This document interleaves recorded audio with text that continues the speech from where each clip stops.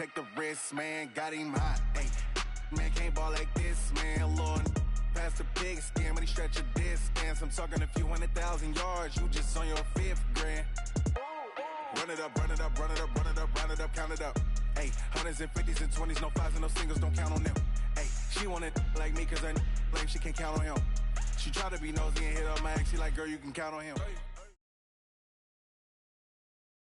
Okay, Coach, it's the NFL on EA Sports, and we are at Dignity Health Sports Park in Carson, California. Tonight, we've got a great Sunday night matchup between the Pittsburgh Steelers and the Los Angeles Chargers.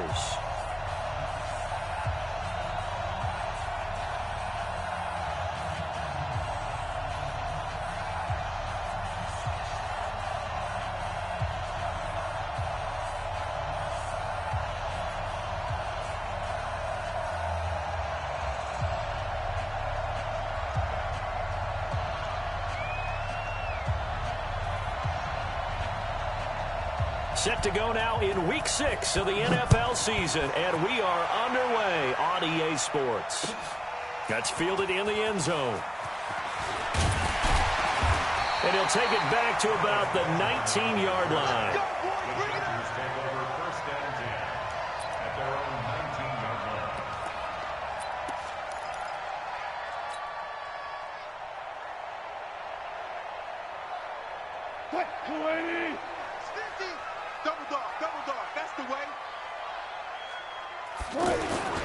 Now a carry by the third-year man. This is Austin Eckler.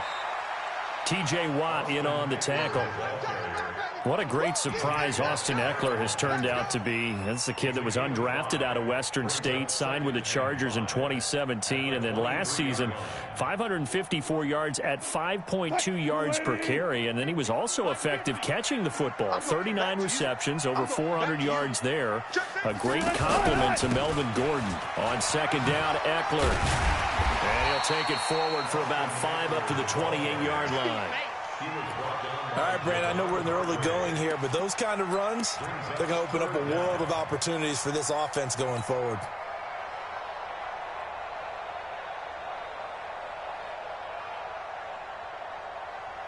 An early test for this defense. Here we go on 3rd and inches.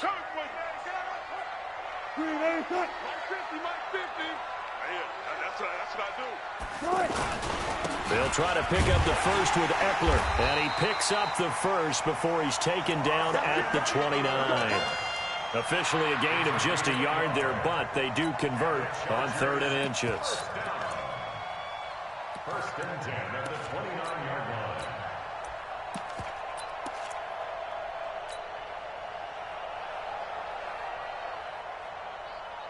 Fight, 315. Go. Go. 40. Mike's 50. Get in the weight room. Mike's 50. On 1st and 10, it's Wilson. Flush to his right. Escaping the pressure right. And past the 40 before he's out of bounds. Give him 12 yards there, and the Chargers have a first down. That was an excellent job of recognizing the situation. His first read wasn't there. Heck, his second read wasn't there. But he bought himself a little extra time scrambling out of the pocket, got to the sticks, and picked up the first down.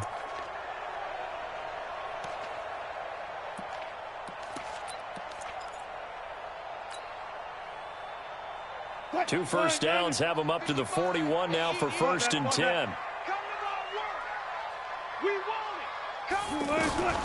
Now they'll throw it with Wilson. And a big loss here as he's taken down. I spent a lot of extra time preparing for this game watching this offensive line because they gave up 5 sacks last week in their loss. They just gave up another one now. They don't seem to be working together as a cohesive unit.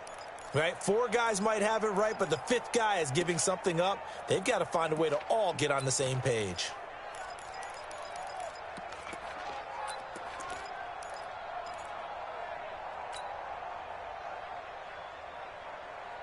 Now this one from about 2 counties over after the sack. They come up on a 2nd and very long.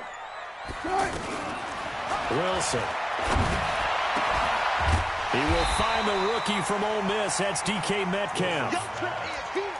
They've got good playmakers on the offensive side of the ball. I don't know what happened last week to really hurt their performance and hold down their production, but I would dare say that this week in practice, there's a lot of talk about how they're going to increase their proficiency. And that was a good start, getting the playmakers involved. You mentioned that to me pregame. That's what they did there. Yeah, I think a lot of people think the coaching staff really gets on them, and that's how they motivate them. Most of these guys are self-motivated. They have a lot of pride in their performance. Now it's Wilson, forced out to his left. Open man is Metcalf. He's got it. Now he's going to get this all the way down inside the 35. And they're going to have themselves another first down as the tackle's made at the Steelers' 34-yard line. Chargers first down. First and 10 at the 34-yard line. From the 34 now, here's first and 10. Check my 50. This is Warball. 25. Check 25. They go back to the ground now with Eckler. Give him 9 on the carry that time, and they're set up with a 2nd and 1. If you start assessing what went wrong last week, Charles, in their loss, had nothing to do with the ground game. They ran it well. And you also have to say to yourself as a team, don't go away from what worked. That's not the reason the game was lost. Running the football over time, when you do it consistently, usually translates into wins. And they're hoping to do it consistently here. Now a toss play to Eckler. And forget about finding a lane. He barely had time to look up before he was planted in the backfield. Call that a loss of 5 yards on the play. And all of a sudden here, it's 3rd down. 280. Gun, 4 down. Gun. 26 Mike. Here we go. Throwing is Wilson. And that is incomplete.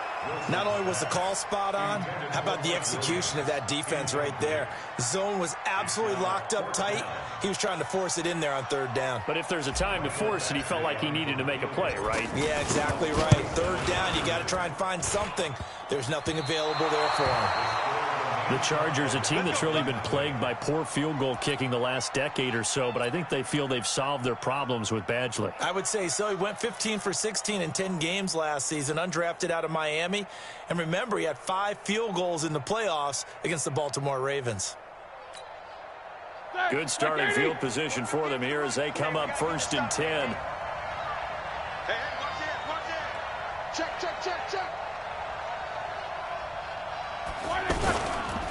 This is a guy who made a Pro Bowl in his 2nd season, James Conner, and just no chance of turning the corner. He can only get back to the line of scrimmage. 2nd and 10 coming up. So after the run for no gain, here's 2nd and 10. Watch the split. Hey, Delta.